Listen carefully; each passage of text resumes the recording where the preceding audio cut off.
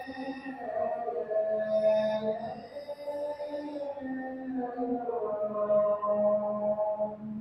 إله إلا الله.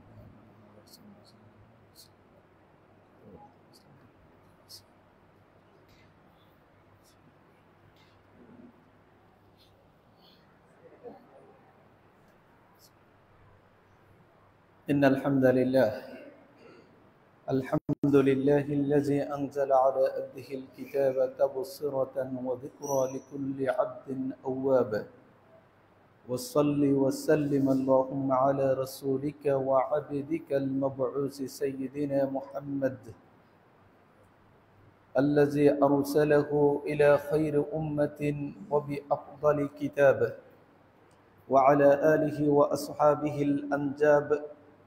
أما بعد، فإن أصدق الحديث كتاب الله، وأحسن الهدي هدي محمد صلى الله عليه وسلم، وشر الأمور محدثاتها، وكل محدثة بدعة، وكل بدعة ضلالة، وكل ضلالة في النار. ألا أيها الإخوة، أوصيكم وإياي بتقوى الله، دليلا بقول الله تعالى: يا أيها الذين آمنوا اتقوا الله حق تقاته ولا تموتن إلا وأنتم مسلمون.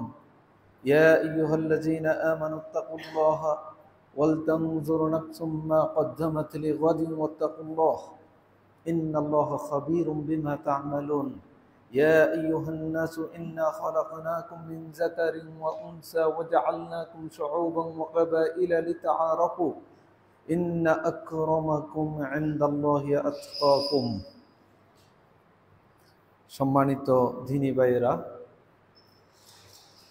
মহিয়ান গরিয়ান রব্বুল আলামিনের দরবারে শুকরিয়া আদায় করছি, যিনি আমাদেরকে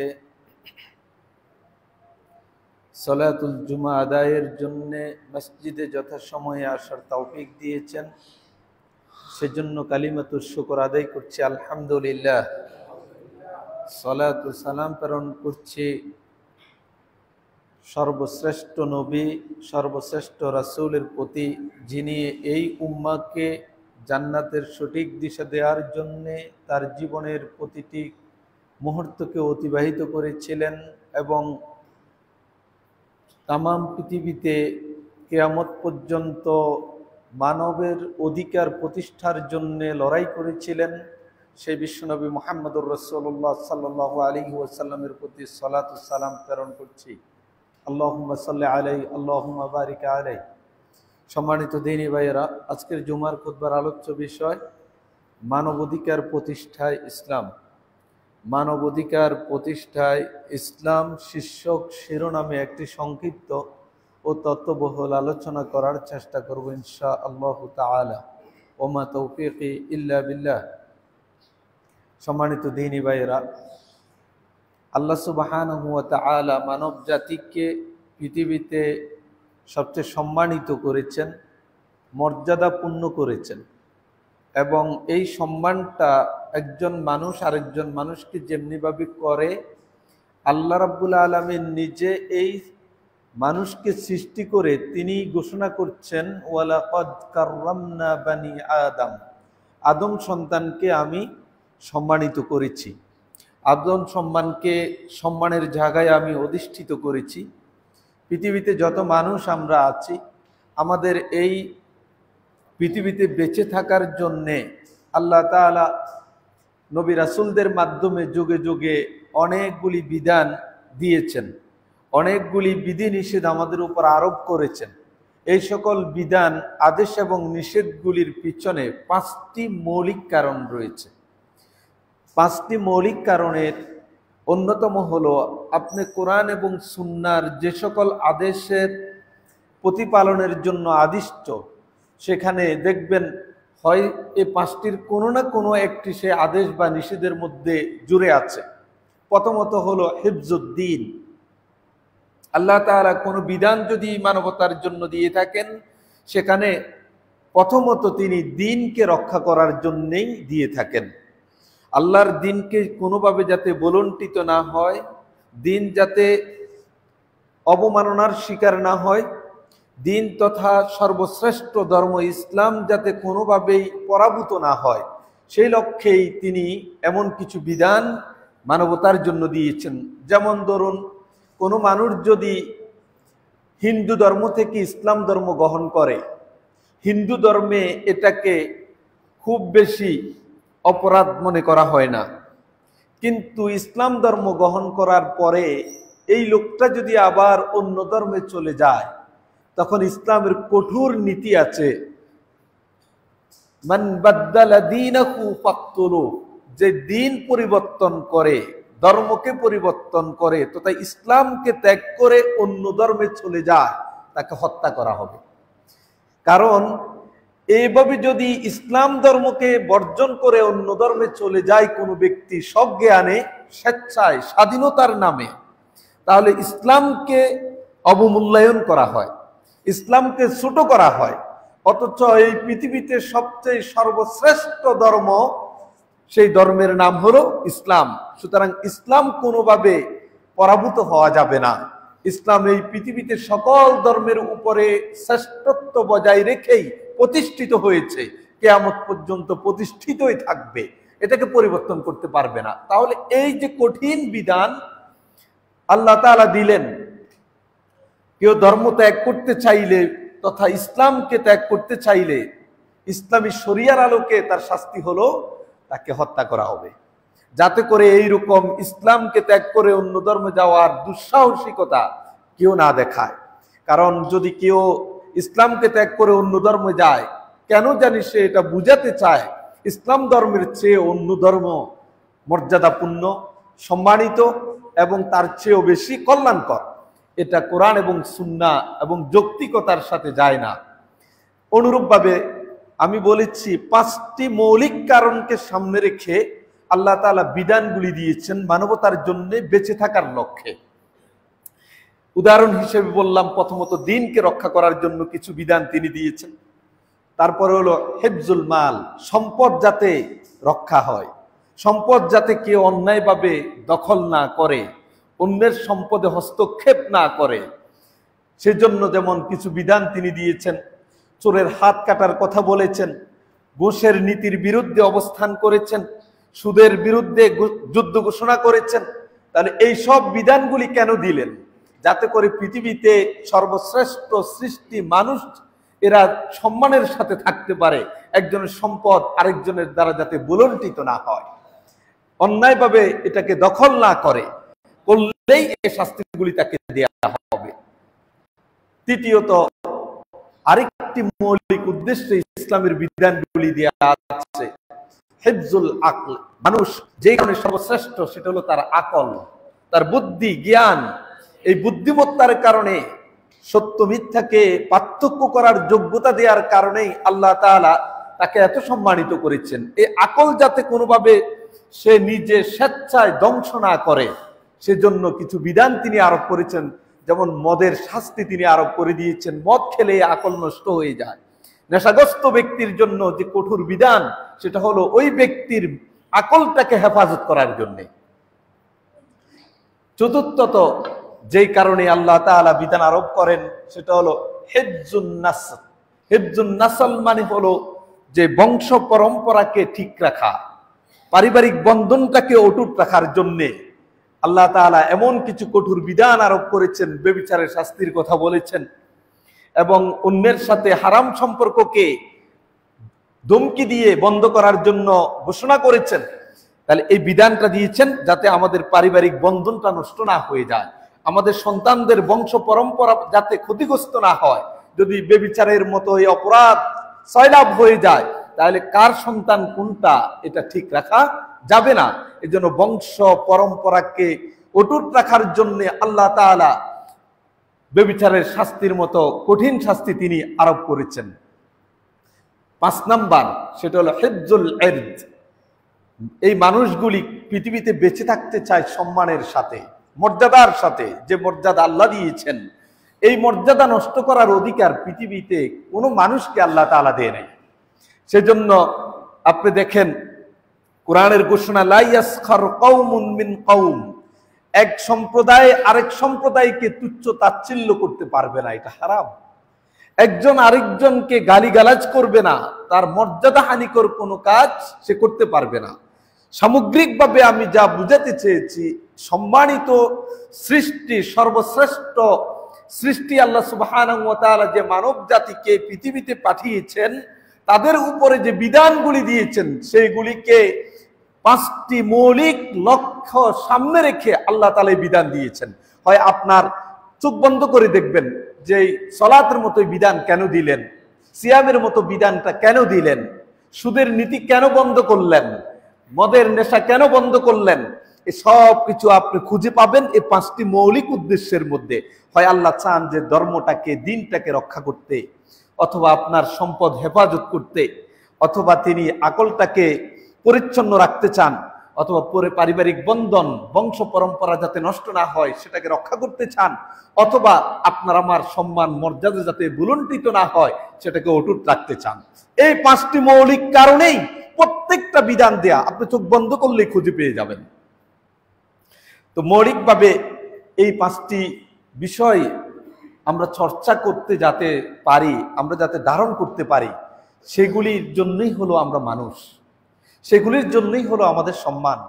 আজকের দিকে দিকে তাবৎ পৃথিবীতে আপনি তাকালে দেখবেন মানবাধিকারের যারা স্লোগান দেয়, মানবতার যারা ধ্বজধারী, তাদের হাতে সবচেয়ে বেশি মানবতা ভুলুণ্ঠিত হয়। যারা মানবাধিকারের কথা বলছে, মানবাধিকার মানে কি? মানবাধিকার মানে হচ্ছে মানুষের অধিকার নিশ্চিত করা। একজন মানুষের অধিকার কি হতে পারে সে প্রসঙ্গে আমরা কথা বলবো। আপনি দেখবেন আমাদের দেশে আমরা কিছুদিন যাবত দেখছি যে মানবাধিকার, জাতিসংঘের মানবাধিকার সংস্থার অফিস চালু করার জন্য সরকারিভাবে কিছু সিদ্ধান্তের একেবারে দোরগোড়ায় পৌঁছেছে। তারা কি করবে? মানবাধিকার এই সংস্থা আমাদের দেশ সহ যে সকল দেশে তাদের অফিস চালু করেছে, তাদের এজেন্ডা কি? বিপরীতে আমাদের দেশের মুসলিম জনতার বিশাল একটা সংখ্যা তারা এটার বিরোধিতা করছে যে জাতিসংঘের মানবাধিকারের অফিস এই ভূখণ্ডের 90% মুসলিমের দেশে আমরা চাই না। তাহলে দুটি বিপরীতমুখী এই অবস্থানটা কেন? শব্দটা তো খারাপ না। মানবাধিকার, প্রত্যেক মানুষ তার অধিকার নিশ্চিত করতে চায়। তারা বলছেন গুম, খুন, হত্যা, বিচার বহির্ভূত হত্যা, লুটতরাজ ইত্যাকার বিষয়গুলিকে পর্যবেক্ষণে রাখার জন্যে জাতিসংঘের মানবাধিকার কাজ করে।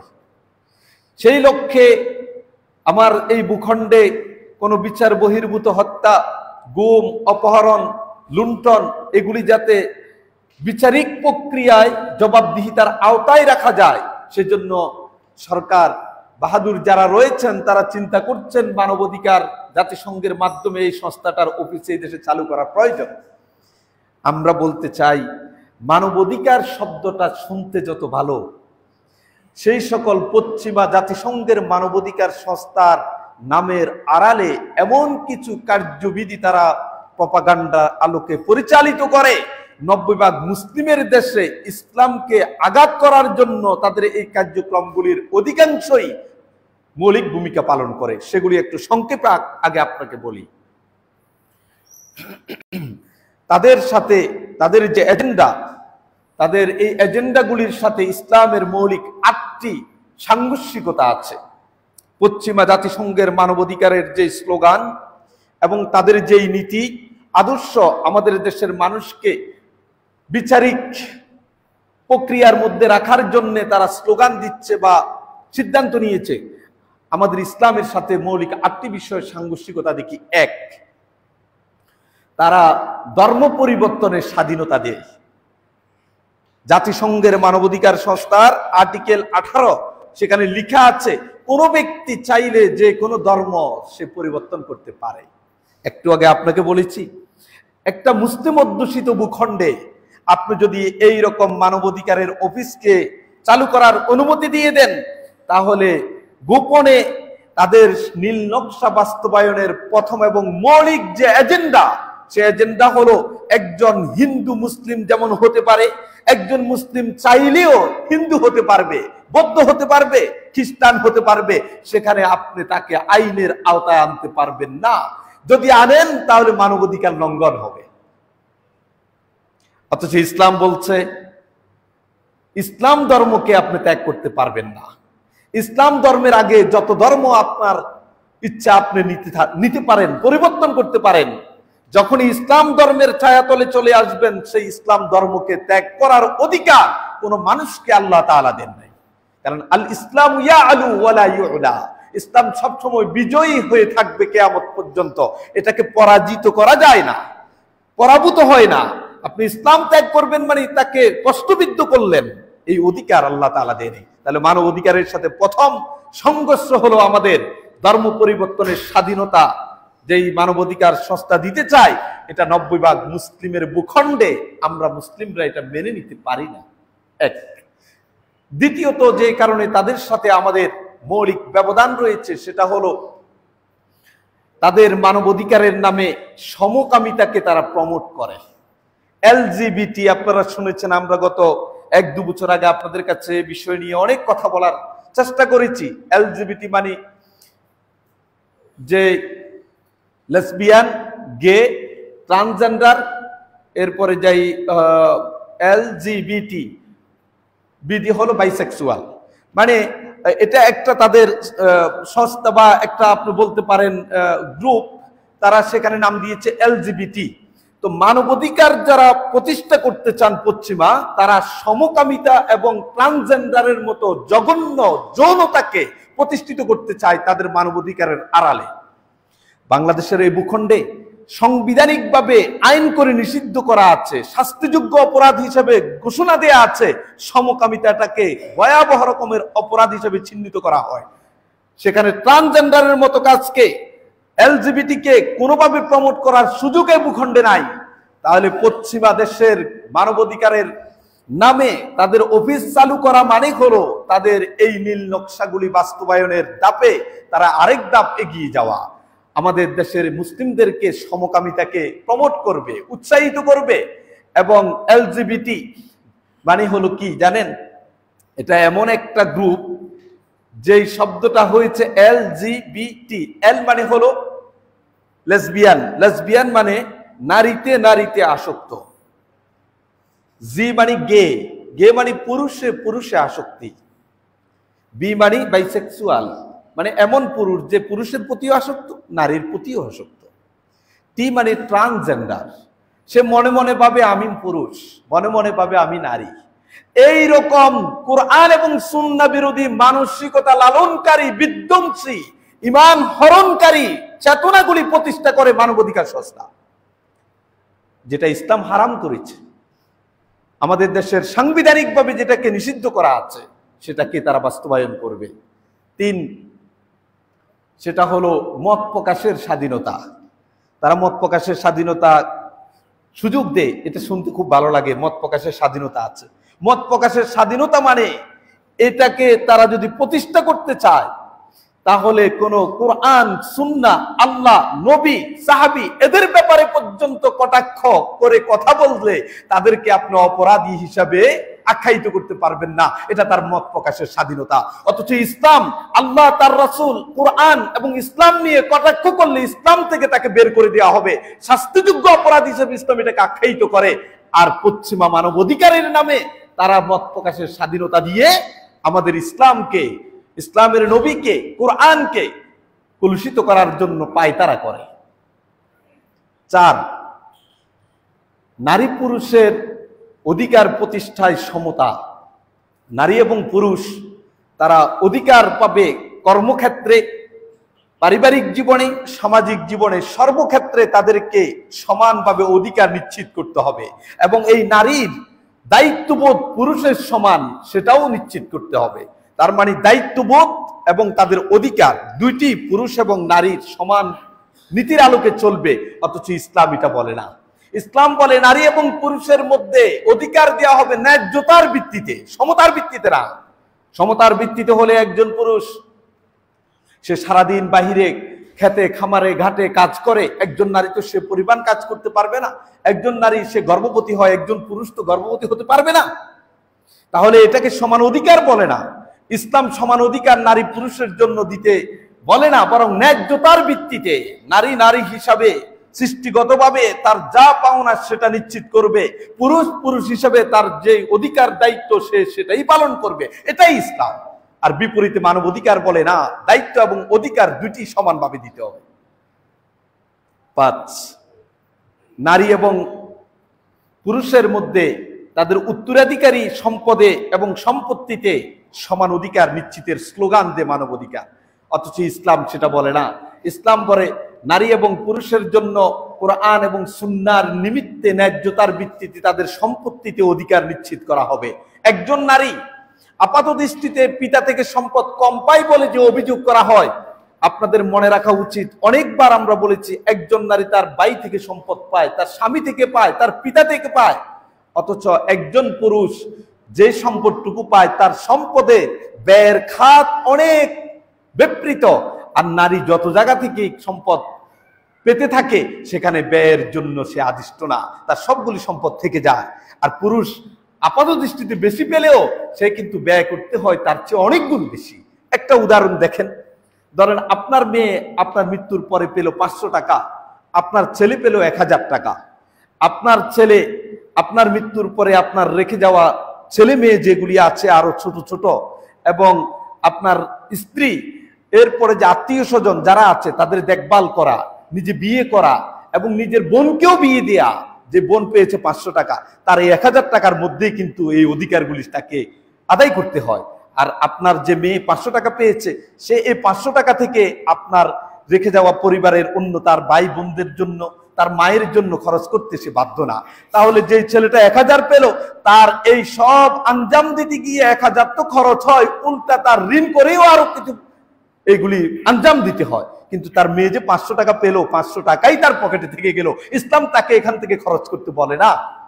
তাহলে বুঝা গেল নারী আপাত দৃষ্টিতে কম পায় বললেও তার অনেকগুলি খাত থেকে তার কাছে যে পরিমাণ সম্পদ আসে এটা একেবারে নিট ইনকাম হিসেবে তার কাছে থেকে যায়। আর পুরুষ আপাত দৃষ্টিতে বেশি পায় বললেও তার উপরে অনেকের অধিকার থাকে বলে সেটা ক্রস ইনকামে চলে যায়, সেখানে আর কোনো কিছু বাকি থাকে না। ইসলাম ন্যায্যতার ভিত্তিতে সেটা প্রতিষ্ঠিত করে, সমান অধিকারের ভিত্তিতে না। তারপরে তাহলে মানবাধিকারের সাথে আমাদের এখানেও সাংঘর্ষিক। তারপরে ইসলাম এবং মানবাধিকারের যে বৈষম্য আছে সেটা হলো, মানবাধিকার বলে পিতৃত্ব এবং মাতৃত্ব ছাড়াই, পিতৃত্ব এবং মাতৃত্ব ব্যতিরেকেই পারিবারিক বন্ধন করা যাবে। তার মানে আপনি চাইলে একটা সন্তানকে নিয়ে এসে আপনি তার পিতা, একজন মহিলা তার মা, সে এটা বলতে পারে, মানবাধিকার সংস্থা তার প্রকৃত পিতাকে প্রকৃত মাকে সেটা খুঁজে দেখার প্রয়োজন নেই, চাইলে আপনি এটা করতে পারেন। ইসলাম বলে না, এটা কখনোই হতে পারবে না। আল ওয়ালাদুল ফারাশ, সন্তান যিনি জন্ম দিয়েছেন তিনিই হলেন তার পিতা। বাকি এইভাবে পিতৃত্ব মাতৃত্ব দিয়ে মাতৃত্ববিহীন শুধু পরিবার গঠন করে আপনি অধিকার নিশ্চিত করতে চাইবেন, সেটা ইসলাম কোনোভাবেই অনুমোদন দেয় না। এরপরে আসেন বেহায়াপনা এবং অশ্লীলতা ও পোশাক পরিধানের স্বাধীনতা দিয়ে। পোশাক পরিধানের 7 নম্বর যেই মৌলিক ব্যবধান, পশ্চিমারা মানবাধিকারের নামে বলে, আপনারা শুনেছেন কিছুদিন আগেও আমাদের দেশে স্লোগান, দেহ আমার মন আমার এতে তোমার কি। তার মানে আমাদের বোনেরা তার অধিকারের নামে রাস্তায় রাজপথে স্লোগান দেয়, এ দেহ আমার, এ মন আমার, এতে তোমার কি। সুতরাং আমি কি পোশাক পরিধান করব, আমি কিভাবে চলবো, এই স্বাধীনতা তো আমার। তাহলে পশ্চিমা জাতিগোষ্ঠী মানবাধিকারের নামে আমাদের বোনকে ঘর থেকে বের করে রাস্তায় নামিয়ে এই অশ্লীলতার অধিকার দিতে চায়। ইসলাম এটাকে কোনোভাবেই অনুমোদন দেয় না। তাহলে একটা সমাজ ব্যবস্থাপনা, যুব সমাজ, তারুণ্য একেবারে নেশাকার হয়ে যাবে, সেটাকে আর সঠিক পথে আপনি পরিচালিত করতে পারবেন না। পশ্চিমারা এটাই চায়। সর্বশেষ, ইসলামের সাথে মানবাধিকার সংস্থার যেই বৈষম্যমূলক অবস্থান রয়েছে সেটা হলো, পশ্চিমা মানবাধিকার সংস্থা সুদভিত্তিক অর্থনীতির মাধ্যমে দেশ পরিচালিত করাকে তারা নিশ্চিত করতে চায়। সারা পৃথিবীতে সুদের মাধ্যমে চলবে, সুদভিত্তিক অর্থনীতি প্রতিষ্ঠিত হবে, অথচ ইসলাম সেই সুদের বিরুদ্ধে যুদ্ধ ঘোষণা করেছে। তো মৌলিকভাবে ইসলাম এবং মানবাধিকারের স্লোগান যারা দেয় তারা এই 8টি দিক থেকে ইসলামের সাথে সরাসরি ভয়ঙ্কর বৈষম্যতার মধ্যে রয়েছে। একটা মুসলিম অধ্যুষিত ভূখণ্ডে কোনোদিন একটা মানবাধিকার সংস্থাকে এই 8টি বৈষম্যমূলক আচরণ প্রতিষ্ঠার জন্য সুযোগ দিতে পারে না। আমরা বিনয়ের সাথে বলতে চাই, আপনার দেশ চালান, ভালো কথা, কিন্তু ইসলাম এবং মুসলিমদের কলিজায় আঘাত দিয়ে এমন কোন আইন, এমন কোন কার্যক্রম, এমন কোন কর্মযজ্ঞ চালানোর সিদ্ধান্ত নেবেন না যা আপনাদের জন্য ক্ষতির কারণ হয়ে যায়। সারা দেশের আপামর মুসলিম জনতা যদি ফুঁসে ওঠে, আপনি নিয়ন্ত্রণ করতে পারবেন না। এই দেশ মুসলিমদের দেশ। এ দেশ শাহজালাল, শাহপরান থেকে শুরু করে আজকের এই অবধি ইসলাম এবং কোরআনের অনুসারীদের জন্য এই দেশ। সুতরাং এখানে মানবাধিকারের নামে ইসলাম বিধ্বংসী কোন সিদ্ধান্ত, নীল নকশা বাস্তবায়নের এজেন্ডা যারা বাস্তবায়ন করতে চায় তারা কোনোদিন সফল হয়নি এবং সামনেও হওয়ার কোনো সুযোগ নেই। আপনাদেরকে শুধু সচেতন করার জন্য এই কথাগুলি বললাম। ইসলাম এবং মানবাধিকারের সাথে কি সাংঘর্ষিকতা রয়েছে। এবার চলুন, ইসলামে আসলে মানবাধিকারটা কেমন।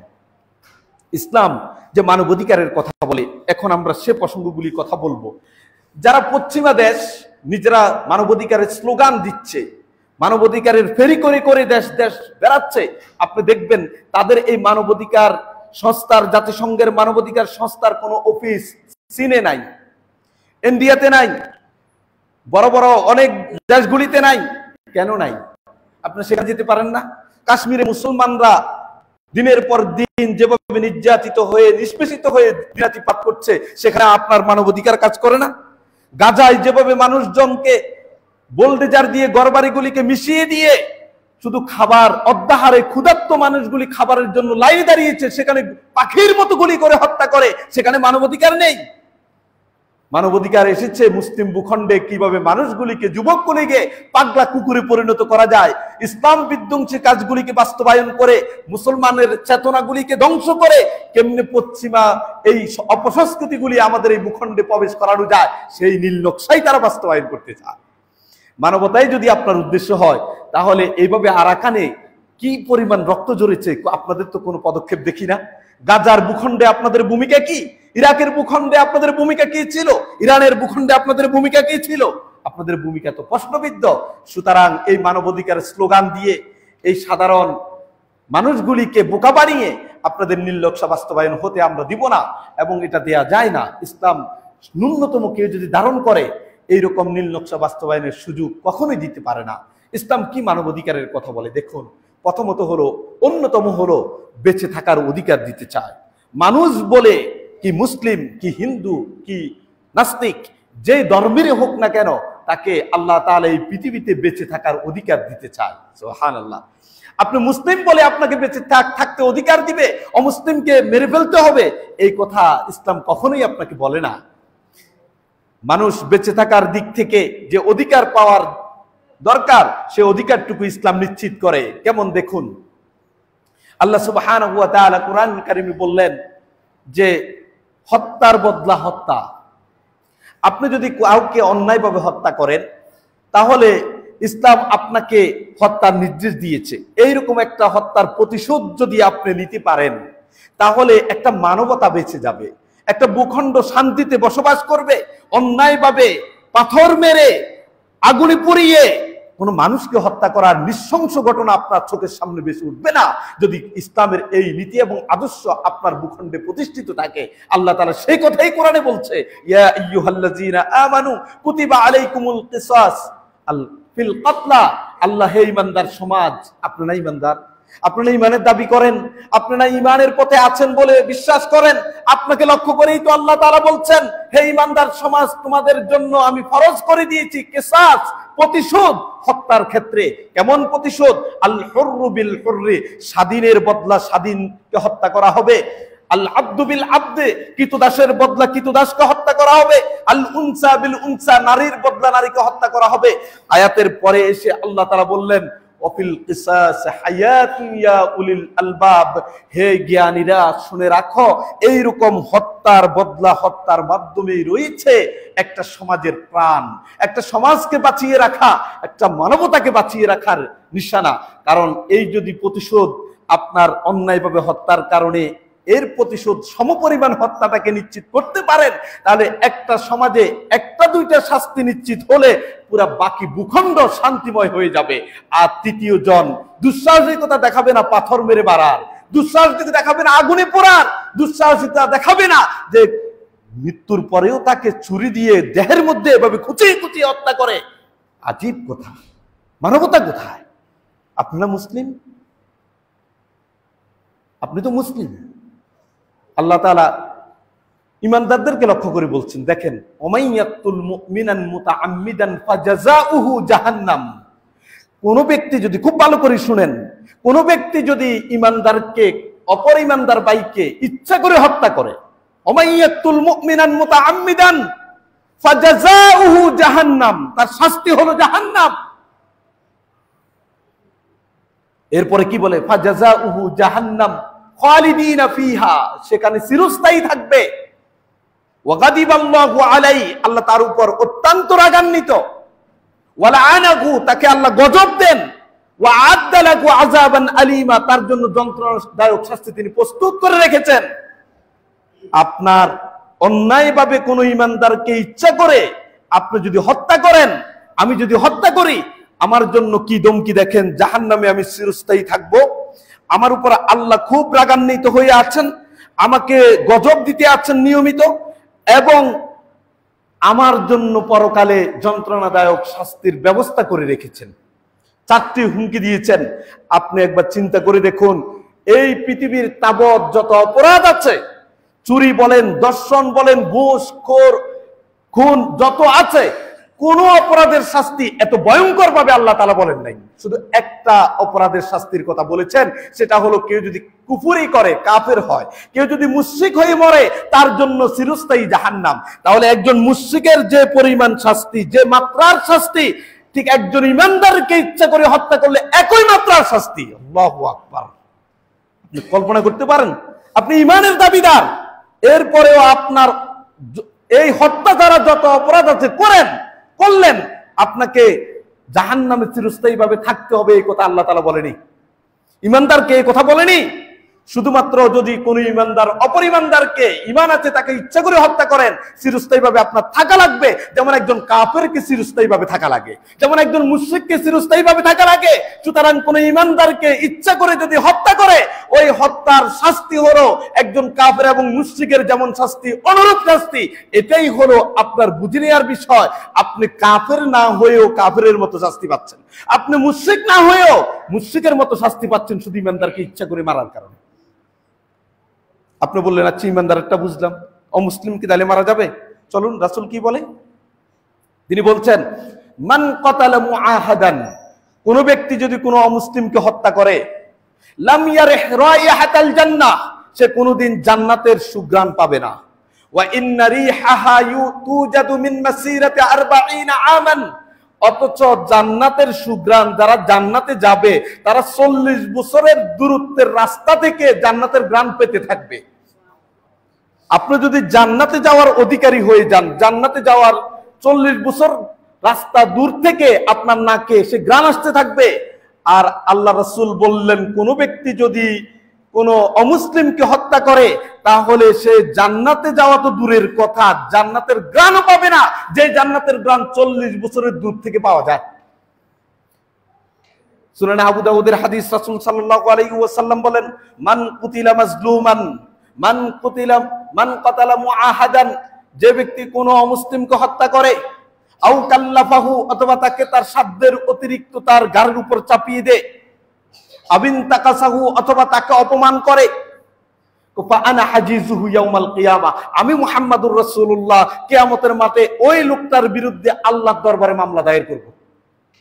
অমুসলিমকে যদি হত্যা করেন, জুলুম করেন, তার অধিকার যদি নষ্ট করেন, তার সাধ্যের অতিরিক্ত তার ঘাড়ে চাপিয়ে দেন, তাকে যদি অপদস্থ অপমান করেন, এই অধিকারও তো আপনার নাই। কেমন মানবিক ইসলাম, চিন্তা করে দেখেছেন? মানবাধিকারের দজদারীরা তাদের দেশে মানবতার প্রতিষ্ঠা করতে পারে না, আমাদের দেশে এসে মানবতার স্লোগান দেয়। 90% মুসলিমের দেশে ইসলাম মানবতা যেভাবে শিখিয়েছে, এই ইসলামকে যদি আমরা ধারণ করতে পারি, আমরা পশ্চিমা মানবাধিকারকে ধার করিয়ে আনার প্রয়োজন হবে না। প্রয়োজন শুধু ইসলামকে কলিজায় ধারণ করা। শুধু তাই, অমুসলিমের হত্যা করলেও এইরকম শাস্তি। যদি অমুসলিমদের সাথে যুদ্ধ চলে, তখনও আপনি ইচ্ছা করলে যেন তেন ভাবে যে কাউকে হত্যা করতে পারবেন না। কেমন সুন্দর ইসলাম! ইসলাম কি বলে দেখেন, লা তাকতুলু তিফলান ওয়ালিদান, যখন যুদ্ধ চলছে মুসলিমদের সাথে অমুসলিমের, তখন তোমরা যখন অস্ত্র ত্যাগ করছো অমুসলিমদেরকে হত্যা করার জন্য, খেয়াল রাখবে এই অস্ত্র যাতে অমুসলিম কোন শিশুর গায়ে না লাগে। আল্লাহু আকবার। কেমন মানবিক ইসলাম! ওয়ালা ইমরাতান, কোন নারীকে হত্যা করা যাবে না। ওয়ালা শাইখান কাবীরান, অমুসলিম কোন বৃদ্ধ মানুষকে হত্যা করা যাবে না। যুদ্ধ চলাকালীন সময়ে স্বাভাবিক অবস্থায় কি হতে পারে চিন্তা করুন, কেমন মানবিক ইসলাম! এইভাবে নৃত্য করছি লাশের উপরে দাঁড়িয়ে, মানবতা বাকরুদ্ধ, হাহাকার করছে। আল্লাহ তাআলা কি বলে শুনুন, লা জাওয়ালুদ দুনিয়া আহওয়ানু আলাল্লাহি মিন কাতলি রাজুলিন মুসলিম, একজন মুসলিমকে হত্যা করা, একজন মুসলিমের রক্ত দিয়ে জমিনকে রঞ্জিত করা, এর চেয়ে আল্লাহর কাছে দুনিয়া ধ্বংস হয়ে যাওয়াও আরো তুচ্ছ। দুনিয়া ধ্বংস হয়ে যাক এটা ভালো আছে, এরপরে একজন মুসলিমের রক্ত কোনোভাবে জড়ানো যাবে না। আল্লাহর নবী সাল্লাল্লাহু আলাইহি ওয়াসাল্লাম তিনি বলেন, লাউ ইশতারাকু ফি রাজুলিন ফি দামিন মুমিনিন লাউ আন্না আহলাস সামাই ওয়া আহলাল আরদি ইশতারাকু ফি দামিন মুমিনিন, একজন ইমানদারের রক্তপাত করানোর ক্ষেত্রে যদি আসমান জমিনের সবাই মিলে অংশগ্রহণ করে, যেমন আমাদের সমাজে এখন এটা সহজ হয়ে গিয়েছে, যাকে মারছে সেও জানে না কেন মারছে, যিনি মারছেন তিনিও জানে না তাকে কেন মারছে, 10 জনে ঘুষি মারছে, সে এসে একটা দিচ্ছে, নিহত ব্যক্তি জানে না কেন নিহত হচ্ছে, যিনি নিহত করার জন্য আসলেন, হত্যা করার জন্য আসলেন, তিনিও জানেন না কেন আসলেন। আল্লাহর নবী বলেন, ওয়ালাউ আন্না আহলাস সামাই ওয়া আহলাল আরদি, যদি আসমান জমিনের সকলে মিলে ইশতারাকু ফি দামিন মুমিনিন, একজন ইমানদারের রক্তপাতের অংশগ্রহণ করে, লা আকাব্বাহুমুল্লাহু বিন্নার, আল্লাহ তাআলা সবাইরে জাহান্নামের মধ্যে চুবাইবেন। যে সবাই মিলে অংশগ্রহণ করে এটা মনে করার সুযোগ নাই, ও তো দেখাইছে এ শাস্তি পাবে, আমরা ওর দেখা দেখি আসছি, আমরা বেঁচে যাব, আল্লাহর আযাব থেকে বাঁচার কোনো উপায় নেই। লা আকাব্বাহুমুল্লাহু বিন্নার, আল্লাহ তাআলা সবগুলিকে জাহান্নামের আগুনে ডুবাবেন। প্রিয় ভাইয়েরা, তাহলে বেঁচে থাকার যে অধিকার, সে অধিকার আপনাকে দিতে হবে, সেটা মুসলিম অমুসলিম নাস্তিক যেই হোক, সেই অপরাধের জন্য শাস্তি আল্লাহর কাছে পাবে। দুনিয়ার আইনি সাংবিধানিক কোন অপরাধ যদি সে করে থাকে, সেটার জন্য আইন নিজের হাতে তুলে নেওয়া যাবে না। যারা আইন প্রয়োগকারী আছেন তাদের কাছে আপনি দ্বারস্থ হতে হবে, অন্যথায় কোরআন এবং সুন্নাহর আলোকে যে শাস্তির কথা শুনলেন, এগুলি আপনাকে আমাকে বুক করা লাগবে। এগুলি হেয়ালিপনা না, আপনি শুনছেন এক কান দিয়ে আরেক কান দিয়ে বের করে দিচ্ছেন, ব্যাপারটা এমন না, এটা কোনো কল্প কাহিনী না। কোরআন এবং হাদিস কিয়ামত পর্যন্ত যেই বাণী আপনার কর্ণকুহরে পৌঁছতে থাকবেই, আমরা বলতেই থাকবো, এই কোরআন এবং সুন্নাহর এই শাস্তি আপনাকে আমাকে ভোগ করা লাগবে। প্রিয় ভাইয়েরা, দ্বিতীয়ত, ইসলাম যে মানবাধিকার প্রতিষ্ঠা করতে চায়, সেটা হলো মান সম্মান এর অধিকার নিশ্চিত করতে চায়। কোনো মানুষ যে ধর্মেরও হোক না কেন, আপনি চাইলে তাকে অপমান করতে পারবেন না, আপনি চাইলে তার ইজ্জতের উপর আঘাত করতে পারবেন না। আপনি বলেন কেমনে উমুকের গালে গালে জুতা মারো তালে তালে, বলেন কেমনে? আপনি কথা, আপনারা ইসলাম চর্চা করেন, আপনারা মুসলিম, আপনারা ঈমানের দাবি করেন, আপনার মতের ভিন্নতার কারণে একজনকে অপমান করতে পারেন, আপনার ভাইকে অপদস্থ করতে পারেন। আল্লাহ তাআলা কোরআনে কি বলল? ইয়া আইয়ুহাল্লাযীনা আমানু লা ইয়াসখারু কওমুন মিন কওম, হে ঈমানদার সমাজ, তোমরা এক গোষ্ঠী আরেক গোষ্ঠীকে তুচ্ছ তাচ্ছিল্য করো না, এটা তোমাদের দায়িত্ব না। আসা আইয়াকুনু খায়রাম মিনহুম, তোমরা যাকে অপদস্থ করতেছ, হতে পারে সে তোমাদের চেয়ে ভালো, হতে পারে সে তোমার চেয়ে ভালো, তুমি তাকে অপদস্থ করো কেন? আপনি দেখবেন পশ্চিমা জাতি গোষ্ঠী যারা মানবাধিকারের স্লোগান দেয়, তাদের দেশে মানহানির মামলা করলে কয়েকটা জিনিসকে মৌলিকভাবে দেখা হয়। ল অফ লিবেল যেটা, সেখানে দেখা হয় যাকে অপমান করছে, এই অপমান কি জনসম্মুখে করছে নাকি নির্জনে করছে, এই অপদস্থ লোকটার সামাজিক মর্যাদা কেমন, এই অপদস্থ অপমানিত ব্যক্তিটা যে অপদস্থের শিকার হয়েছে সেটার বাস্তবতা কেমন, এইগুলি বিবেচনা নিয়ে তারপর তার অবস্থার আলোকে আইন প্রয়োগ করে। সে যদি সমাজে মর্যাদাবান ব্যক্তি হয়, জনসম্মুখে যদি তাকে অপমান করা হয়, বাস্তব কারণে যদি করা হয়, তাহলে এক রকমের আইন, আর যদি বিপরীত হয় আরেক রকমের আইন। অথচ ইসলাম বলছে সেটা বাস্তব হোক আর অবাস্তব হোক, জনসম্মুখে হোক আর নির্জনে হোক, তাকে তুমি অপমান করলে কেন, সেজন্য তোমাকে আইনের আওতায় আসতে হবে। এটাই ইসলাম। তাহলে আপনাকে সম্মান নিয়ে বেঁচে থাকার অধিকার ইসলাম দেয়। আপনি কিসের পশ্চিমা সে মানবাধিকারের জন্য সময় দিচ্ছেন, মানবাধিকার প্রতিষ্ঠার জন্য আপনি স্লোগান দিচ্ছেন।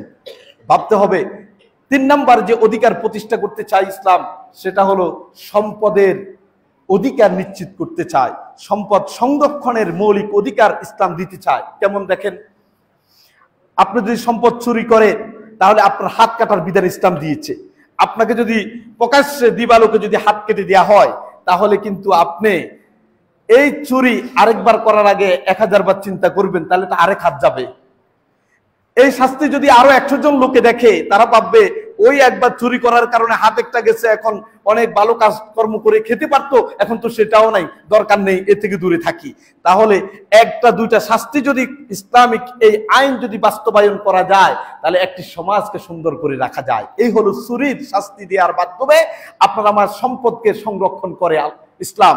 দ্বিতীয়ত, এই যে আমাদের চাঁদাবাজি, টেন্ডারবাজি, ঘুষ, সুদ, এরপরে অন্য সম্পদ জোর করে দখল করে নেয়া, যা কিছু সেটা যদি আমিও করি, সেখানে ইসলাম কি বলে দেখেন, ইসলাম বলছে ইন্নামা জাযাউল লাযিনা ইউহারিবুনাল্লাহা ওয়া রাসূলাহু ওয়া ইয়াসআউনা ফিল আরদি ফাসাদান আন ইউকাত্তালু আও ইউসাল্লাবু আও তুকাত্তাআ আইদিয়াকুম ওয়া আরজুলুহুম মিন খিলাফিন আও ইউনফাউ ফিল আরদি। 4টা শাস্তির কথা বলেছে। কেউ যদি জমিনে ডাকাতি করে, ত্রাস সৃষ্টি করে, অন্যায় জুলুম করে অন্যের সম্পদ নিয়ে আসে, ইসলাম বলছে হয় তাকে হত্যা করো, অথবা ফাঁসিতে ঝুলাও, অথবা তার ডান হাত বাম পা, অথবা বাম পা ডান হাত তার কেটে দাও, অথবা তাকে দেশ থেকে বের করে নির্বাসনে দিয়ে দাও। এই 4টা শাস্তির কোন একটা শাস্তি ইসলাম নিশ্চিত করে এই দেশের মানুষদেরকে আল্লাহর জমিনে শান্তি তারা প্রতিষ্ঠা করতে চায়। যদি এভাবে কিছু শাস্তি দেয়া যায় ইসলামের আলোকে, ইসলামের এই মানবাধিকার প্রতিষ্ঠার মাধ্যমে, তাহলে এই দেশে পৃথিবীর কোন ভূখণ্ডে আপনি অস্থিরতা বিরাজ করবে না। চলুন, ইসলাম আপনাকে দিতে চায় মত প্রকাশের স্বাধীনতা। মত প্রকাশের স্বাধীনতা মানে আপনি যেন তেন ভাবে গালিগালাজ করবেন, যেন তেন ভাবে অন্যকে অপমান অপদস্থ করবেন, আল্লাহ রাসূল, দিন, শরিয়া, ইসলামের বিরুদ্ধে অবস্থান নিয়ে কথা বলবেন। এইটা মত প্রকাশের স্বাধীনতার নামে মত প্রকাশের স্বাধীনতাকে ভুল পথে প্রয়োগ করা। কারণ ইসলাম আপনাকে বলেছে আপনি স্বাধীন, তবে একটা গণ্ডির মধ্যে থেকে স্বাধীনতা দেখাতে হবে। ইন্নামাল হুররিয়াতু তানতাকি ইনদা হুদুদিল্লাহ। আপনার আমার স্বাধীনতা হলো একটা সীমানার মধ্যে, এই সীমানা ক্রস করা যাবে না। সীমানা ক্রস করলেই আপনি ক্ষমার অযোগ্য শাস্তিতে পড়ে যাবেন। যেমন এই স্বাধীনতা মানে আল্লাহর বিরুদ্ধে অবস্থান নেওয়া যাবে না। আপনার স্বাধীনতা আছে বলে রাসূলের বিরুদ্ধে অবস্থান নেওয়া যাবে না। ইসলামের এই বিভিন্ন সুন্দর দিকগুলিকে নিয়ে কটাক্ষ করা যাবে না। যেমন আমরা দেখি ব্লগাররা এবং মুক্তমনা নামে নাস্তিকরা যেভাবে আমাদের নবী, ইসলাম, রাসূল, কোরআন নিয়ে যেভাবে তারা কথা বলে, এটা মত প্রকাশের স্বাধীনতা না, একটা ধর্মকে ভুলুণ্ঠিত করা, কুলুষিত করা। ইসলাম এই অধিকার দেয় না। ইসলাম অধিকার দিবে আপনার অধিকার নিশ্চিতের জন্য যা বলা দরকার তা বলবেন, কিন্তু অন্যকে গায়েল করে না, অন্যকে অপদস্থ করে না, দিন এবং শরিয়াকে ভুলুণ্ঠিত করে না। এটা আপনাকে মনে রাখতে হবে। তারপরে ইসলাম যে অধিকার আমাকে আপনাকে দিতে চায়, সেটি হলো আমরা যে নারী অধিকারের নামে সবচেয়ে বেশি আলোচনা সমালোচনা আমাদের ভূখণ্ডে হয়, সেই নারীর অধিকার কেমন ছিল ইসলাম পূর্ব জীবনে আমরা কম বেশি জানি। ইসলাম পূর্ব যুগে নারীর অধিকার ছিল, নারীও জানতো না তার আসলে এই পৃথিবীতে বেঁচে থাকার কোনো অধিকার আছে কিনা। সে জানতো সে একটা ভোগের সামগ্রী। বাজারে যেমন পণ্য সামগ্রী বেচা কিনা হয়, ইসলাম পূর্ব জীবনে নারীরা এভাবে বেচা কেনা হতো। শুধু তাই, স্ত্রীরা স্বামীদের কাছে নিরাপদ ছিল না। স্বামীরা স্ত্রীদেরকে বিক্রি করে দিতেন অর্থের বিনিময়ে। আবার স্বামীরা যদি ঋণগ্রস্ত থাকতো, ঋণ পরিশোধের কোনো উপায় না থাকতো, তখন তারা এই ঋণ পরিশোধের লক্ষ্যে স্ত্রীদেরকে বিনিময় হিসেবে দিয়ে দিত। এই ছিল ইসলাম পূর্ব নারীদের অধিকার। ইসলাম এই পৃথিবীতে প্রতিষ্ঠিত হওয়ার পরে নারীরাই সবচেয়ে সম্মানিত হয়েছে। মা হিসাবে তাকে মর্যাদা দিয়েছেন, স্ত্রী হিসাবে তাকে মর্যাদা দিয়েছেন, এবং বোন হিসাবেও মর্যাদা দিয়েছেন, কন্যা হিসাবেও মর্যাদা দিয়েছেন। আপনারা একটা হাদিস জানেন, কোনো ব্যক্তির যদি 3টি কন্যা সন্তান থাকে, তাদেরকে কষ্ট সহিষ্ণু অবস্থায় লালন পালন করে ধৈর্য সহকারে তাদের দেখভাল করে তাকে আল্লাহ তাআলা জান্নাতে প্রবেশ করাবেন।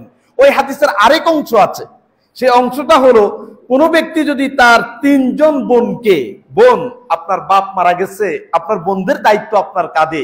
এদেরকে যদি আপনি ধৈর্য ধারণ করে, কষ্ট সহ্য করে, দেখভাল করে, ভালো পাত্রস্থ করেন, আপনাকেও জান্নাতে প্রবেশ করাবেন। সুবহানাল্লাহ। তাহলে একজন নারীকে কেমন মর্যাদা দিয়েছেন। উপস্থিত ওই সাহাবী বলল, ইয়া রাসূলুল্লাহ, যদি কারো দুইজন থাকে, দুইজনকেও যদি এমন করে তাকেও জান্নাত দেয়া হবে। যদি একজন থাকে, একজনকেও যদি সুন্দর করে লালন পালন করে, তার পাত্রস্থ করে, তাকে জান্নাত দেয়া হবে। সুবহানাল্লাহ। আপনার মেয়ে, আমার মেয়ে, এদেরকে যদি আমরা সুন্দর সুশিক্ষা দিয়ে, কোরআন এবং সুন্নাহর ছায়াতলে রেখে ভালো পাত্রস্থ পর্যন্ত আমরা দিয়ে দিতে পারি, আপনি এর বিনিময়ে জান্নাতে যাবেন ইনশাআল্লাহ। সম্মানিত দিনী ভাইয়েরা, তার নারীর অধিকারের নামে আমাদের বোনেরা যেভাবে পশ্চিমাদের ফাঁদের মধ্যে পড়ে রাস্তায় নেমে যেভাবে উলঙ্গ হয়ে পোশাকের অধিকার চায়, নগ্নতার স্বাধীনতা চায় এবং সম্পদে তাদের অধিকারের কথা বলে, এগুলি আসলে ইসলাম না জানার কারণে, ইসলামের নীতি এবং আদর্শগুলিকে ধারণ না করার কারণে তারা ভুল পথে পরিচালিত হচ্ছে। মূলত প্রকৃতপক্ষে ইসলামই তাদেরকে তাদের মৌলিক অধিকারগুলি দিয়েছেন। আল্লাহ তাআলা আমাদেরকে এই সম্পর্কিত যে কথাগুলি কোরআন এবং সুন্নাহর মধ্যে আছে, এগুলি বুঝার এবং আমাদের বোনদেরকেও বুঝার তৌফিক দান করুন, আমিন। আপনারা এগুলি বেশি করে শেয়ার করতে হবে। সমাজ যেভাবে কলুষিত হচ্ছে, একদিকে যেভাবে আমাদের মিডিয়াগুলি কাজ করছে, সেখানে আমাদের এই মিম্বর থেকে কয়েকজন মানুষের কাছে বলা এটা আসলে খুব বেশি কাজ করবে না যতক্ষণ আপনারাও এই ভূমিকা পালন না করবেন। রাসূল সাল্লাল্লাহু আলাইহি সাল্লাম তাই বলছে যে কিয়ামতের পূর্বক্ষণে এমন অনেক বছর তোমাদের কাছে আসবে যখন সানাওয়াত খাদ্দাআত, প্রতারণার যুগ, প্রতারণার বছর। সেই প্রতারণার বছরে কি হবে? ইউসাদ্দাকু ফিহাল কাযিব, মিথ্যাবাদীকে সত্যবাদী বলে তোমাদের কাছে তুলে ধরা হবে। ওয়া ইউকাজ্জাবু ফিহা সাদিক, সত্যবাদীকে মিথ্যাবাদী বলে পেশ করা হবে। ওয়া ইউতামানু মিনহাল খায়েন, প্রতারক যে তাকে বলবে আমানতদার। ওয়া ইউখাওয়ানু ফিহাল আমিন, যে বিশ্বস্ত আমানতদার তাকে বলবে প্রতারক। এটাই হলো সেই জামানা, যে জামানায় ভালো মানুষকে খারাপ করে তুলে ধরে। মিডিয়ায় আমাদেরকে বলছে এটাই হচ্ছে আভিজাত্যের নিশানা, এটাই হলো মডেল এবং আদর্শ হওয়ার জন্য পথ এবং আদর্শ। আমরা বলছি ঠিক ঠিক, এটাই তো হলো আমাদের আভিজাত্যের প্রতীক, আমরা ওইদিকে পথ পাড়াই। অথচ কোরআন এবং সুন্নাহ দিয়ে আপনাকে বিশ্লেষণ করে বের করতে হবে কোনটি আসলে মডেল এবং আদর্শ হওয়ার পথ এবং পথ চলা। এটা যদি আমরা ধরতে না পারি, তাহলে এই প্রতারণার মধ্যে আমরা পড়ে যাব, আমরা প্রতারিত হব, আমাদের সমাজ নষ্ট হবে, পরিবার ভেঙে পড়বে। সুতরাং ইসলামের এই মৌলিক নীতি এবং আদর্শগুলি বোঝা দরকার। এরপরে ইসলাম শ্রমিকের অধিকার নিশ্চিত করে।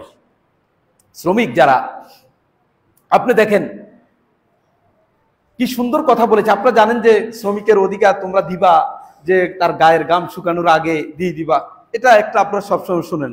আরেকটি অত্যন্ত হৃদয়স্পর্শী হাদিস শুনেন।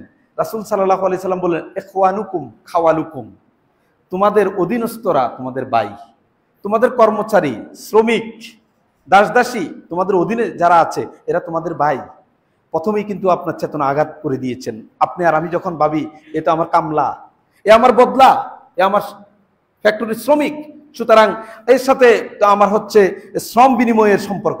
আর ইসলাম আপনাকে প্রথমে আঘাত করে দিয়েছেন, ইখওয়ানুকুম খাওয়ালুকুম, তোমার অধীনস্থ শ্রমিক এটা তোমার ভাই, এটা তোমার ভাই। জাআলাহুমুল্লাহু তাহতা আইদিহিম, আল্লাহ তোমাকে সম্পদশালী করার কারণে তোমার অধীনস্থ এই মানুষগুলিকে দিয়ে দিয়েছেন। আপনাকে সম্পদ দিয়েছেন বলেই তো আপনার শ্রমিক হিসেবে এদেরকে কাজ করার সুযোগ দিয়েছেন। এরপরে বলে কি, ফামান কানা আখুহু তাহতা ইয়াদিহি, যার অধীনে তার শ্রমিক নামক ভাই থাকে। আপনার অধীনে যদি কোনো শ্রমিক থাকে, আপনার করণীয় কি সেটা বললেন, ফালিয়ুতইমুহু মিম্মা ইয়াকুল, সে যা খায় সেখান থেকে যেন তার এই অধীনস্থ শ্রমিককে তা খাওয়ায়। ওয়ায়ুলবিসহু মিম্মা ইয়ালবাস, সে যা পরে সেখান থেকে তার অধীনস্থ শ্রমিকদেরকেও সমপরিমাণ পোশাক পরিধান করায়। ওয়ালা তুকাল্লিফুহুম, তাদেরকে তাদের সাধ্যের অতিরিক্ত কাজ চাপিয়ে দিও না। যদি চাপাই দাও তাহলে তাদেরকে ফাআইনুহুম, তাদেরকে তাদের এই কাজে তুমিও সাহায্য করো। সুবহানাল্লাহ বিহামদি, কতটা রহম দিল ইসলাম আপনি চিন্তা করেছেন? প্রথমেই আঘাত দিয়ে বলেছেন তোমার ভাই, তার প্রতি অন্যায় করা যাবে না, তুমি যা খাবা তাই দিবা। তোমার প্রতি আল্লাহ দয়া করেছেন যে তোমার সম্পদ আছে, তাই বলেই তো তারা তোমার কাছে অধীনস্থ হওয়ার সুযোগ পেয়েছে। তাদেরকে তোমার খাবার থেকে অংশগ্রহণ করাবা, তোমার পোশাক সমপরিমাণ তাদেরকে দিবা, তাদেরকে তাদের সাধ্যের অতিরিক্ত কাজ চাপিয়ে দিবে না। যদি কোনো কারণে দেয়া লাগে তুমি এ কথা বলো যে আসো তুমি এটা শুরু করো, আমি আছি, আমি তোমাকে সাহায্য করব। এটাই হলো দায়িত্ব শ্রমিকের। শ্রমিকের এই অধিকার কে আপনাকে এই পৃথিবীতে এত সুন্দর করে দিবে? যেখানে পশ্চিমারা এই শ্রমিকদের সাথে যেই নির্মম আচরণ করে, সেই ইতিহাস আপনারা পয়লা মের ঘটনা শুনলে দেখবেন কেন যে শ্রমিকদের এই আন্দোলন শুরু হয়েছিল। প্রিয় ভাইয়েরা, এরপরে ইসলাম যে অধিকার আমাদেরকে দিতে চায়, শিক্ষা এবং নৈতিকতার অধিকার নিশ্চিত করতে চায়। শিক্ষা এবং নৈতিকতা, আমাদের সন্তানরা, এই আদম সন্তান যাতে শিক্ষিত হয় সেই পথগুলি ইসলাম আমাদেরকে দেখায়। আপনি দেখে হতবাক হবেন ইসলামের ইতিহাসের যেই মূলনীতিগুলি। বদরের যুদ্ধে যে সকল অমুসলিমরা বন্দী হয়ে এসেছে রাসূল সাল্লাল্লাহু আলাইহি ওয়াসাল্লামের কাছে, মুসলিমদের কাছে বন্দী হয়ে এসেছে অমুসলিম মক্কার কাফেরগুলি, ইহুদিগুলি, তখন আল্লাহ রাসূল সাল্লাল্লাহু আলাইহি ওয়াসাল্লাম এই অমুসলিমদের মধ্যে অনেক পণ্ডিত ছিল, শিক্ষা এবং দীক্ষায় সে সময় সবচেয়ে ভালো মানের জ্ঞানী ছিল। তাদেরকে বলল, তোমরা যদি মুক্তিপণ দিয়ে বাঁচতে চাও তোমাদের সুযোগ আছে, তবে সেই মুক্তিপণটা হতে হবে তোমরা যা জানো ঠিক সমপরিমাণ জ্ঞান মুসলিম শিশুদেরকে শিখিয়ে দিতে হবে। সুবহানাল্লাহি বিহামদি। বদরের যুদ্ধে কাফেররা বন্দী হয়ে এসেছে, তাদেরকে মুক্তি দিবেন, শর্ত হলো তারা যা জানে জ্ঞান বিজ্ঞান প্রযুক্তি সেটা মুসলমানদেরকে শিখালে তারপর তুমি মুক্তি পাবা। ইসলামকে কিভাবে তারা আল্লাহ নবী সাল্লাল্লাহু আলাইহি সাল্লাম তুলে ধরেছেন, সেখানে অর্থের বিনিময়ে তাকে মুক্তি দেন নাই, তাকে অন্য কোনো কিছুর বিনিময়ে দেন নাই। বলছে তোমার কাছে যে মেধা আছে, জ্ঞান আছে, প্রযুক্তি আছে, এটা আমাদের এই সন্তানগুলিকে শিখাও, তারপরে তোমাকে ছেড়ে দিব। দেখেছেন? এবং সে সময় মদিনাতে ইহুদিদের মাদ্রাসা ছিল, সে মাদ্রাসার নাম হলো বাইতুল মাদারিস। সেখানে রাসূল সাল্লাল্লাহু আলাইহি সাল্লাম প্রায় প্রায় যেতেন, সাহাবীদেরকে পাঠাতেন তারা কি পড়ায়, তারা কিভাবে এগিয়ে যায় সেগুলি দেখার জন্য, বুঝার জন্য। আজকে আমাদের প্রতিযোগিতা কিসে? আমাদের সন্তানদেরকে উচ্চ শিক্ষায়, দীক্ষায়, প্রযুক্তিতে ইসলাম অনেক সমুন্নত দেখতে চায়, অথচ আমাদের সন্তানরা ফেসবুকিং, ইউটিউবিং, সারাক্ষণ আপনি দেখবেন 90% তরুণ সারাক্ষণ তার হাতে অ্যান্ড্রয়েড, পাশ দিয়ে যে একজন মুরব্বী যাচ্ছে সেদিকেও তার কোনো নজর নাই। মাঝে মাঝে দেখা যায় এই মোবাইল টিপতে টিপতে যায় ওই গাড়ির নিচে পড়ে যাচ্ছে, আপনি দেখেন না? আবার মোবাইল টিপতে টিপতে আরেকজনের গায়ের সাথে ধাক্কা খাচ্ছে, আবার ধাক্কা যখন লাগে তখন কিন্তু আবার গাছ তুলে তাকায়, আপনি দেখেন না চোখে? অথচ তার খবরে নেই তার পাশ দিয়ে কি যাচ্ছে আর কি আসছে। সে এতটাই সে নেশাগ্রস্ত। আপনি ভাবছেন, আমি ভাবছি মদ পান করা নেশা, তাই না? আধুনিক যুগের সবচেয়ে ভয়ঙ্কর নেশা হলো এই অনলাইন এবং প্রযুক্তিতে ডুবে থাকা। এই প্রযুক্তির ভিতরে তার জীবনকে, চরিত্রকে শেষ করে দেয়া, এটাকে আধুনিক ওলামাই কেরাম, ফুকাহাই কেরাম, স্কলাররা বলেছে এটা হচ্ছে সবচেয়ে ভয়ঙ্কর নেশাগ্রস্ত জাদু। এখানে ঢুকে গেলে এই সমুদ্রে যদি ডুবে যায়, এখান থেকে বের হওয়ার কোনো আর সুযোগ নাই। নেশা যেমন চরিত্রকে শেষ করে দেয়, আপনার দেহকে শেষ করে দেয়, ঠিক অনুরূপ ভাবে এই প্রযুক্তির নাম করে আমাদের সন্তানগুলি, এই যুবকগুলি, যাদেরকে দেখলে আমি প্রায় বলি আমাদের যুবকদেরকে তাকালে এখন মনে হয় 80 বছরের বুড়া। কেন? অথচ আমাদের যারা বাপ দাদার সমবয়সী দেখেন তাদের শক্তি, এখন শরীরের শক্তি, সামর্থ্য, দেহের যেই শক্তি, সে তাদের তুলনায় তো আমাদের যুবকগুলির দিকে তাকান আপনি, মিসকিন, তারা ব্যয় করে কোথায় তাদের এই শক্তি? তাদের কোথায় যাচ্ছে? ধ্বংসের কোন জায়গায় যাচ্ছে? আপনার সন্তানের সকাল এবং বিকালকে আপনার নজরদারি করতে হবে, এটা আপনার দায়িত্ব। সন্তানকে শিক্ষায়, দীক্ষায়, প্রযুক্তিতে, জ্ঞানী, গুণী, নৈতিকতায় সমৃদ্ধ করার দায়িত্ব আপনার। হ্যাঁ, অনেক পিতামাতারা চেষ্টা করেও পারে না, তারা হতাশ, তারা বলে আমরা কি করব, আমার কথা শুনে না। আপনার দায়িত্ব হলো আপনি দোয়া করেন, চেষ্টা করেন, আল্লাহর কাছে বলেন, আপনার স্ত্রীকে বলেন, রাতের গভীরে সেজদায় পড়ে কাঁদেন, সেজদায় পড়ে দোয়া করেন, বিশ্বাস করেন। আমি বিশ্বাস করি রাসূল সাল্লাল্লাহু আলাইহি সাল্লাম বললেন, ফাকামিনুন আইয়ুস্তাজাবা লাকুম, সেজদায় পড়ে দোয়া করো, তখন এই দোয়াটা তুমি মাথা উঠাবার আগেই ফেরেশতারা কবুল করার জন্য আল্লাহর কাছে সুপারিশ নিয়ে যায়। ফেরেশতারা মানে আল্লাহ তো এত কাছেই থাকে, মানে এই দোয়া কবুল না করে ফেরত দেয় না। ফাকামিনুন আইয়ুস্তাজাবা লাকুম, আশা করা যায় খুব বেশি সম্ভাবনা এটা কবুল না হই পারে না। সন্তানের জন্য দোয়া করতে হয়। সন্তানের জন্য ইব্রাহিম আলাইহিস সালাম দোয়া করেছেন, নবীরা দোয়া করেছেন। সকল নবী রাসূলরা যদি দোয়া করতে পারে, এই দায়িত্বটা আল্লাহকে দিয়ে দিতে পারে, সেখানে আপনি আর আমি দোয়া ছাড়া, চেষ্টা ছাড়া কিভাবে সন্তান মানুষ হোক এটা আশা করতে পারি? আমাদের তরুণদেরকে দেখলে খুব বেশি আফসোস হয়। আমরা আমাদের যুবকদেরকে, তরুণদেরকে দুহাত জোর করে বলি, এই প্রযুক্তির নামে নিজেকে শেষ করে দিও না। এই যে সদ্য প্রকাশিত পরীক্ষার রেজাল্ট তোমরা দেখেছো, সেখানে একটা ছেলের আমি পত্রিকার নিউজ দেখেছি, সে 1300 নাম্বার পরীক্ষায় 1285 পেয়েছে। তখন নিচে লিখছে সে তার একটি মোবাইল ফোনও নেই, সে মোবাইল ব্যবহার করে না। প্রিয় ছেলেরা, প্রিয় যুবক ভাইয়েরা, তরুণেরা, এই মোবাইল আমাদেরকে শেষ করেছে অনেকগুলির সাথে। আজকের এই আধুনিক সমাজে এটা আমাদের ধ্বংসের অন্যতম হাতিয়ার। যে ছেলেটা 1300 নাম্বারে 1285 পেয়েছে, যেখানে এখন ফেলের হাহাকার হচ্ছে, ফেলের ছড়াছড়ি, সেখানে 1300 নাম্বারের পরীক্ষা 1285 পেয়েছে, সে লিখে যে তার একটি বাটন মোবাইলও নেই। তার যে ছেলেটা তার এই সময়, তার জ্ঞান, তার মেধা, এই শ্রম মোবাইলে দেয়নি, সে নিঃসন্দেহে বইয়ের মধ্যে দিয়েছে, নিঃসন্দেহে তার জ্ঞান আহরণে দিয়েছে। আমাদের সন্তানদেরকে ওইভাবেই তৈরি করতে হবে। ইসলাম এটিই চায়, আমাদের সন্তান যাতে করে এই পৃথিবীতে মাথা উঁচু করে দাঁড়াতে পারে। আসুন না, অনেক অধিকার আছে, সবগুলি তো বলার একদিনের সুযোগ নেই। আমি সর্বশেষ যে কথা বলি, ইসলাম যে আমাদেরকে বেঁচে থাকার অধিকার, সম্মান এবং ইজ্জতের সাথে বেঁচে থাকার অধিকার, এবং আমাদের সম্পদ সংরক্ষণের অধিকার, শিক্ষা দীক্ষা, নারীর অধিকার, মত প্রকাশের স্বাধীনতার অধিকার, যা কিছু দিতে চান, এটি হলো আমাদের একমাত্র মুক্তির পথ। এছাড়া পশ্চিমাদের শিখানো এবং আমাদেরকে দেখানো যে মানবাধিকার, এগুলি প্রকৃতপক্ষে আমাদের নীতি আদর্শ এবং ইসলামকে বিধ্বংসী এবং ইসলামকে একেবারে কুপুকাত করার নীল নকশা ছাড়া আর কিছু না।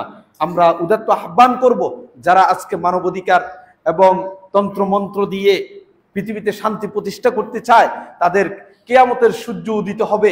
তাদের এই তন্ত্র মন্ত্র এবং আল্লাহ বিধি বহির্ভূত মানবাধিকার দিয়ে পৃথিবীতে শান্তি কোশ্চিন কালেও প্রতিষ্ঠিত হবে না, যতক্ষণ পর্যন্ত আমরা ইসলামের ছায়াতলে না আসব, ইসলামের মৌলিক বিষয়গুলি ধারণ না করব এবং সেই আলোকে আমাদের জীবনযাপন না করব। আল্লাহ তাআলা আমাদের সকলকে তৌফিক দান করুন, আমিন। সুবহানাকাল্লাহুম্মা ওয়া বিহামদিক, আশহাদু আল্লা ইলাহা ইল্লা আনতা, আস্তাগফিরুকা ওয়া আতুবু ইলাইক।